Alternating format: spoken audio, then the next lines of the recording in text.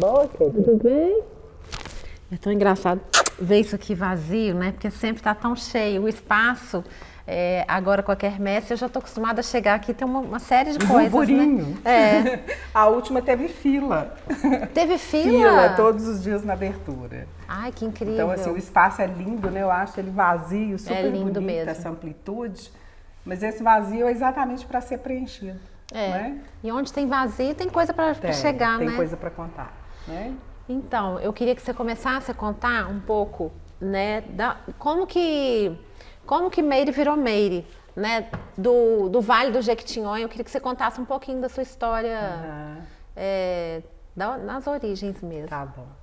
Eu cheguei aqui como diz na roça, com 11 para 12 anos.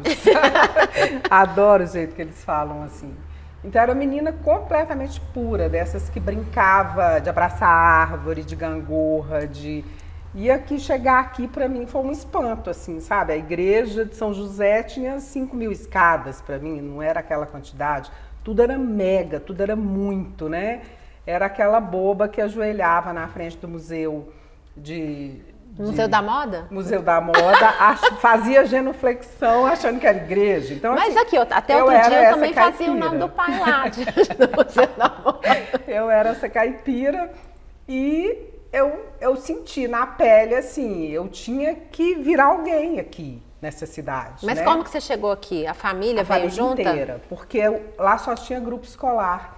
Então, eu sou a 8ª, então todos os 7 já estavam morando, cada um na casa de um parente, também que não tinha dinheiro para... Sim, tem que espalhar os filhos. Os filhos, cada um morava na casa de um. E minha mãe falava, gente, a vida é muito pequena pra gente viver todo mundo separado, né?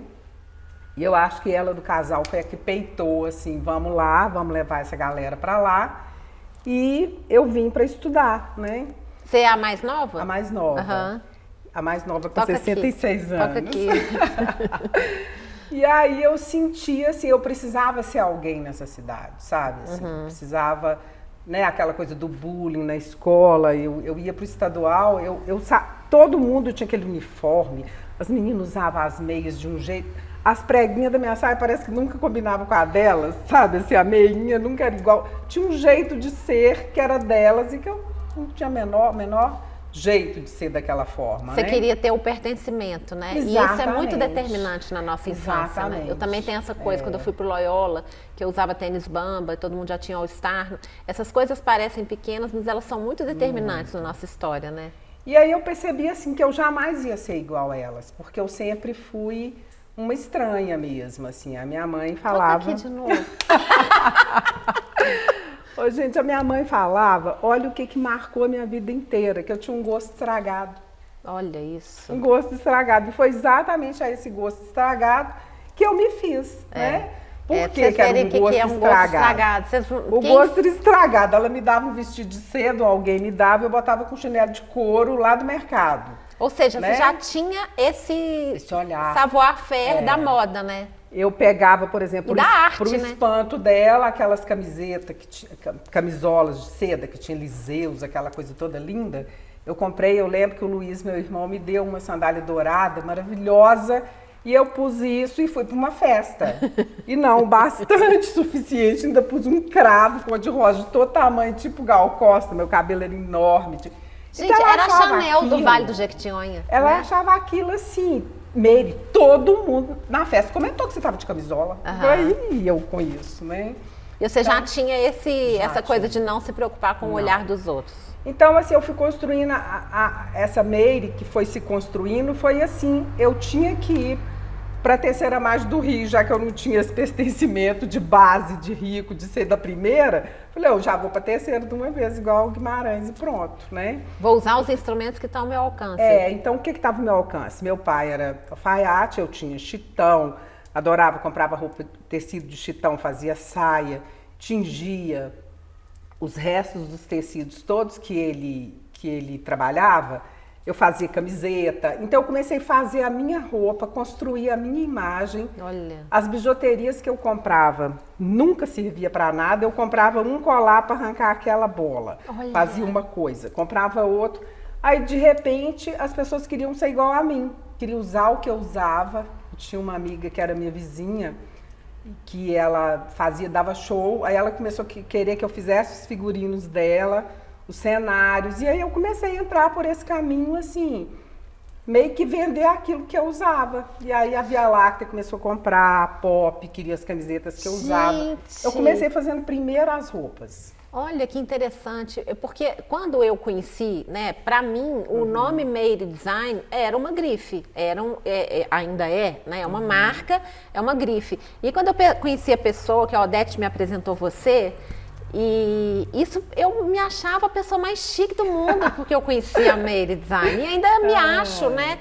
Isso é muito legal, mas eu achava que a sua história tinha, que você era dentista e que aí você começou a fazer. Então, na verdade, isso já vem desde a origem, né? Desde a origem, né? Essa esquisitice, esse estranhamento já foi de nascença, assim, sabe? E como que a odontologia entrou na sua vida? Quase que como um protocolo, assim? Eu acho que, assim, estudar era lei, né? Eu acho, imagina, minha mãe não arrancou lá do Vale pra vir aqui pra eu fazer bijuteria, jamais. Mexer com miçanga. Mexer com miçanga. Essa menina tá Nós muito temos lelê. que contar o caso do Moreco depois, como é que ele entrou nessa. Ah, tá. E ótimo. aí, meu irmão era dentista, eu tenho um tio que era dentista, minha cunhada, eu acho que isso influenciou muito nessa escolha. Entendo. Né? A segunda escolha minha, daqueles testes vocacionais, era como arquiteta, talvez eu tivesse me dado melhor, Sim, né? não, mas aí você Mas usa eu essa acho, arquitetura hoje eu vejo no isso tudo design. perfeito, porque muitos anos depois eu vi no consultório de um professor meu, um jornal de Ouro Preto, falando que os primeiros dentistas eram ourives. Porque, Olha. gente, tem tudo a ver a odontologia com a bijuteria, com ourives, ourivesaria. Né? Você faz a peça de bijuteria, você esculpe a linceira, aí depois você põe num processo numa forma, né, de gesso, para você fazer a fundição. Você usa os mesmíssimos elementos. Você tem o quê de escultor, né, de sem detalhista. falar da destreza, do manual, dessa percepção fina, né? Então tem tudo a ver.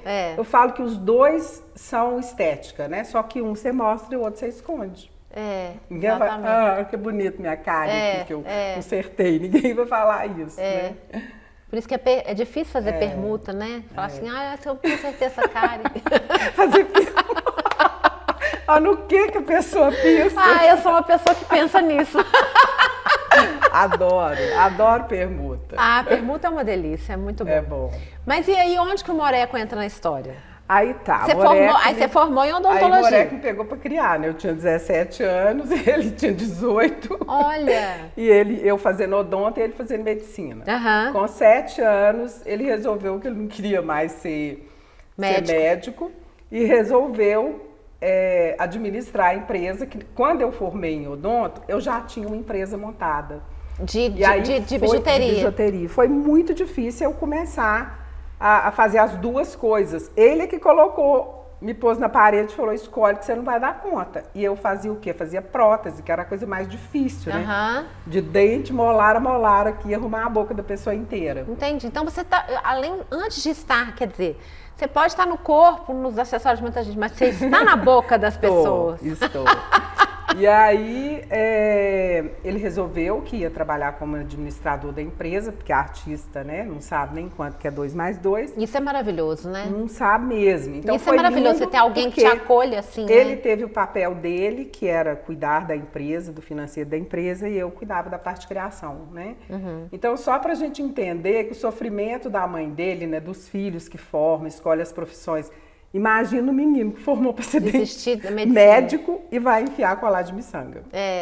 E hoje eu encontro nas festas com os amigos dele, é muito engraçado que tem gente que fala assim, nossa, mas eu já enfiei tanto colar para médico design. Eu falei, como assim? Eu levava as miçangas pro plantão. Olha que sensacional! Lá para Venda Nova afora, eu levava o saquinho, eles todos à toa entre um plantão e outro. Para ficar acordado todo também, mundo né? Exatamente, ficava enfiando colar. Em vez de tomar umas drogas, né? Porque tem gente que faz isso. Enfiava colar para médico design. Na verdade, então, Moreco, que eu chamo intimamente de Moreco, ele foi muito disruptivo, porque ele teve coragem de romper com um padrão que talvez ele fez isso antes de você, né? Ele é um homem do novo tempo, né? Com certeza. Menina, você deu sorte, hein? Vamos pegar. Ele é tão do novo tempo que a empresa tem 34 anos. Quando a gente mudou para essa casa, que tem mais ou menos isso, uns 30 anos, a gente tinha código de leitor de barra aqui, que a gente não sabia nem o que era aquilo. Tinha assim, um supermercado em Belo Horizonte que tinha e não tinha caneta. Tinha que importar as canetas para a gente fazer as leituras. Então sempre foi essa pessoa, né? De botar tudo no computador, tudo em planilha, tudo. Eu sabia que a Escolar Seu vendeu 3 Aracaju, 4 não sei aonde, sabia para qual loja vendeu, qual cor de brinco vendeu mais. Era muito interessante. Né? Então ele é um homem realmente, sei lá, ele pode dar uns cursos aí, né? Um homem antimachista. Eu acho que é um homem feminista. Ele pode dar uns cursos aí. A gente pode, inclusive, abrir esse novo segmento, né? Ai, porque isso é muito raro. E o Moreco, ele é de Belo Horizonte? Ele é de Patrocínio, sul de Minas, né? Não, gostei muito. E era meu vizinho. Quando você mudou pra cá? Quando eu mudei pra cá. Entendi. Ele era meu vizinho e a gente ficou, como a gente falava na época, flertando, né? Um ano, assim, aquela timidez total, né? Eu tô nisso, mas eu tô ao contrário, tô desflertando com o vizinho. Então vamos lá, me mostra mais, eu queria ver um pouquinho do espaço que então, conduz a gente. Vamos lá. Essa mão é sua? Não. Essa mão, toca aqui. Essa mão é uma mão que eu comprei numa exposição de surrealismo em São Paulo. E eu acho que assim, ela sempre dá cenas muito bonitas, assim, de aqui você tá fazendo esse trabalho de se ver, né? Um autorretrato, né? E a mão é tão expressiva, né? Sim, é uma assinatura, né? E tem uma coisa legal também, que não é só o seu trabalho, sempre teve muito as mãos, né? E as mãos também são objetos do seu trabalho, porque né, hoje eu não vim de colar porque eu não vim de anel porque eu tô dando protagonismo pro colar, mas as mãos estão o tempo todo falando, né? Eu costumo dizer isso também, né? Que a biju ela é muito interessante porque ela tá em pontos muito fortes do corpo da mulher, né? Ela tá na orelha, que é a escuta, ela tá aqui no colo, que é uma afago, ela tá nas mãos, ela tá no punho, né? Que eu acho muito importante a gente falar isso, que tem muita gente que não sabe, que é o lugar do poder, né? Igual a Glória Calil, não sei se você lembra, ela sempre usava 2 braceletes de metal iguais. Sim, tipo Mulher Maravilha. Iguais os gladiadores. Por que os gladiadores usavam aquelas pulseiras? Para demonstrar que o pulso era lugar de poder. Então eu falo que... Gente, gostei disso. Né? Acho que eu tô precisando usar 2 braceletes. Tô achando muito legal. Então eu falava que a biju era a forma de eu conversar com as mulheres. Que eu estava em lugares tão importantes no corpo delas, que eu chegava com essa consciência do poder que a bijuteria tinha de conversar.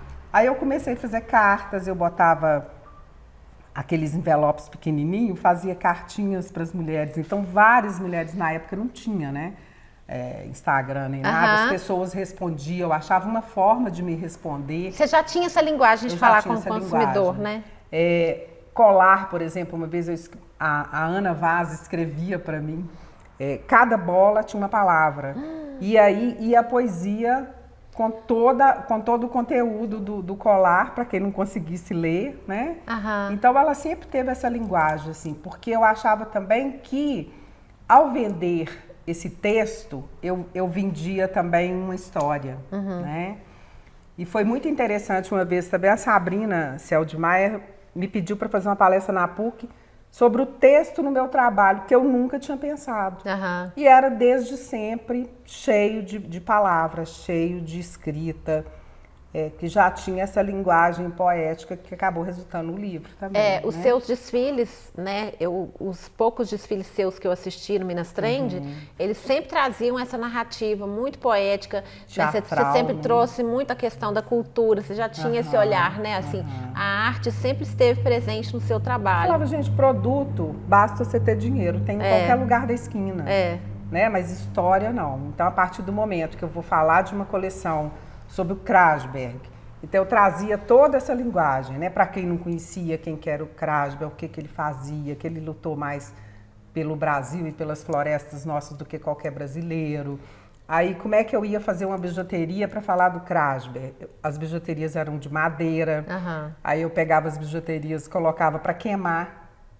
as pulseiras queimavam de um lado e do lado do queimado eu passava tinta vermelha para mostrar a similaridade, né, com o trabalho do Krasberg e mostrar que muitas vezes que hoje a gente ainda tem pulseira de madeira, ainda tem, pode ser que futuramente não vá ter. Exato, né? Peraí que a gente foi chamado para ir para lá. Tá. Leva a gente para aquela estante maravilhosa. Vamos para lá. Vamos, acho que a gente podia falar um pouco aqui até desses colares também, ó, antes de... Ah, sim. Ou disso aqui. Esse quadro é super interessante, porque quando é que você fez ele? Então, esse quadro chama História de Cada Um. Essa é a minha boneca de infância. Eu nunca tive boneca de verdade, eu só tinha boneca comprada, não, era boneca feita, que era legal. Tudo boneca de pano, né? E eu falo que foi nessa necessidade é que surgiu o fazer, né? Aquilo que você não tem, você cria, você inventa, né? Então, esse colar aqui foi usado pela Marília Pêra num seriado que chamava Quem Ama Não Mata. Sim! Então, assim, o prédio inteiro, eu morava num conjunto habitacional, não tinha funcionário, era eu, meu pai, meu irmão, minha mãe, que ajudava, e o prédio inteiro teve que começar a enfiar bolinha, né? Senão não dava. Então, assim, isso aqui era da minha irmã, da Pupê, que estudou num colégio de freira. Isso era da minha mãe, isso era da Vena. Então, são coisas que elas, por exemplo, a caneta dela, acabou a tinta, ela jogava fora. Eu ia lá e pegava, e guardava. Elas não sabiam que eu fazia esse arquivo, né? Isso aqui foi a primeira coleção de bijuteria que eu fiz. Eu ranquei as capas dos missais de madrepérola da minha família. E colei nas plaquinhas fingindo que era uma cacita, entendeu? Com madrepérola. Depois é que eu parei para pensar, eu falei, gente, Deus vai me excomungar. Eu cortei os missal todo, aí acabei comprando outros missais depois para repor, né? Mas foi as primeiras, isso aqui são as primeiras coleções que eu fiz, né? Nossa, que lindo. Era tudo muito precioso. Eu pintava isso aqui, por exemplo, eu pintava com esmalte. Eu não tinha menor esmalte de unha. Sim. Aí uma vez a Via Láctea me ligou para falar que a luz da vitrine estava desbotando. Desbotando. Eu não tinha a mínima ideia de qual tinta que era apropriada. Mas aí, aos poucos eu fui fazendo o curso, né? Então sempre era isso. Era a rainha, sou ainda, do armarinho, de gostar de fitinha, dessa coisa preciosa, né? Bem coisa de velhinha mesmo, E você gosta de miniatura também, você tem essa coisa com as miniaturas, né? Adoro. Então... Isso aqui eu usei a vida inteira, que era uma penca, né? Hoje a gente vê tanto essa construção de penca. Eu sempre usei isso porque a minha mãe, a vida inteira, tinha, assim, 300 medalhas enfiadas dentro do sutiã, sabe? Ela pegava as medalhas, revestia de pano para não ficar fria, né, no peito. Aí tinha um alfinete que colocava no sutiã. Então eu via a vida inteira essa memória afetiva, né? Dessa penca. Que é tão moderna, né, hoje. Que era protetora. Aí criei, e aí foi um estouro também. E essa caixinha? Aí isso eram caixas antigas de... Nossa, linda. Via de perfume velho, caixa de pó. Ai, tudo lindo. Que tinha eu usava, né? Esse óculos usei por muito tempo também. Nossa, que maravilhoso, gente. E pena de pavão, que é uma coisa que eu tenho tara, né? Teve uma época que eu tinha um cara que me chamava de meio pavão, porque eu amava pena de pavão, botava no quarto, sempre achei... Acho assim que Deus se excedeu, sabe? Quando ele criou o pavão. Ele tava bem doidão no dia, né? Ele tava assim... Ele se Deus, excedeu. No dia do pavão, ele falou, nós vamos fazer uma coisa para fechar o trânsito. Pode, né? Fazer uma coisa tão perfeita, tão maravilhoso, bonita. É maravilhoso, né? mesmo. É maravilhoso. É muito bonito.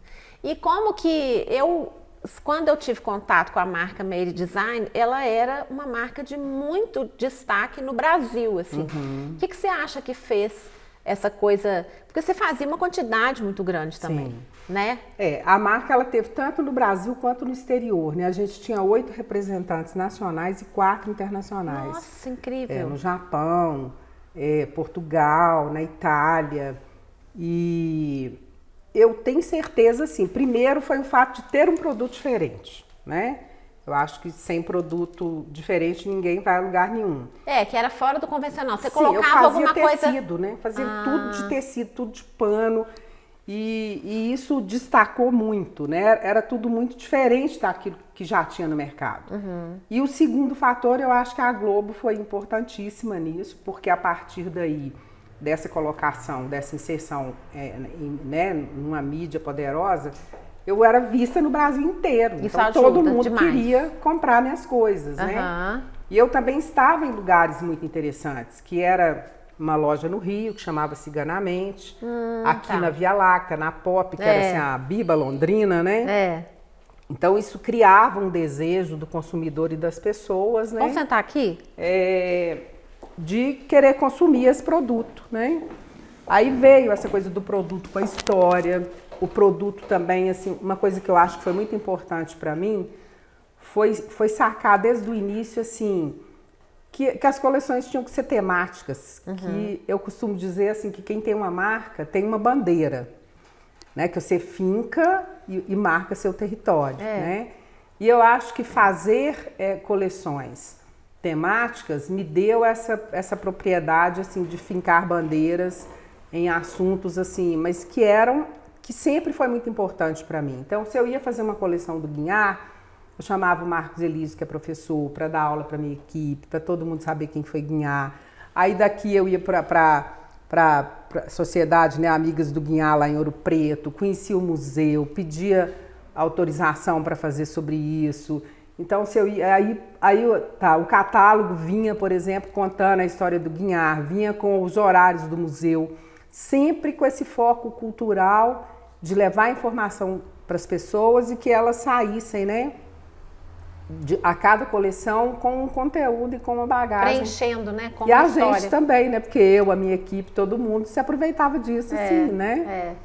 E é muito mais interessante, até porque uma coleção de bijuteria não existe outono e inverno, né? Outono, inverno, primavera, verão, né? Então, por exemplo, eu lembro de uma coleção que eu fiz, a Casa Azul, que era a minha Casa Azul, no interior, né, no Vale de Jequitinhonha, a casa da Frida, que era azul, aí chamei Rita Veloso, Pedro Lázaro, que são arquitetos, urbanistas, para contar sobre casa. Aí a gente descobre tanta coisa, por exemplo, né? Por que que as varandas das casas... Lembra que toda casa que você chegava tinha um hallzinho, que era uma varandinha? Nem sei se chama varanda, não, gente. Um átrio? Não, era uma varandinha mesmo, pequena, mas tinha outro nome. Por que que elas acabaram? Em função dos assaltos? Não, em função... Por exemplo, a maioria das pessoas, era ali que você recebia o passante, o visitante, o dentista do interior, o médico, ficava naquele espaço. Ele não levava a pessoa para dentro da casa. Então, assim, a explosão imobiliária fez com que essas coisas fossem acabando. Isso aí virou o espaço da garagem, do carro. Então, assim, ao estudar sobre casas, você estuda sobre todo um comportamento social, de mudança. Você tem bagagem para falar daquela coleção. Sim, né? Então, através do seu trabalho, você ia formando também um olhar de mundo, né? Sim, muito. Sim. E aí a marca ficou produzindo. Você trabalhou exclusivamente com a Meire Design durante quanto tempo? 34 anos. E aí o que fez você querer fazer uma virada? Como que foi essa virada que eu acho maravilhosa?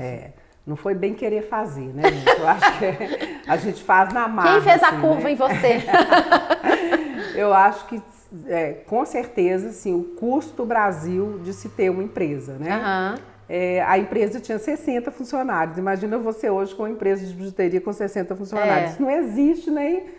É raro hoje você ver alguma empresa. A maioria das empresas hoje tem 1, 2, nenhum. Faz tudo fora. Quer dizer, esse tipo de empresa que eu tive, e tão perfeita, não tem como ele existir. Então, assim, eu Tava tinha... ingrato ter isso no Brasil. Ingrato, né? Por exemplo, chegavam 5 tamanhos de bola na empresa. Elas eram cadastradas nos 5 tamanhos. Se cada bola tivesse 10 cores, ela era cadastrada em 10 cores cada uma.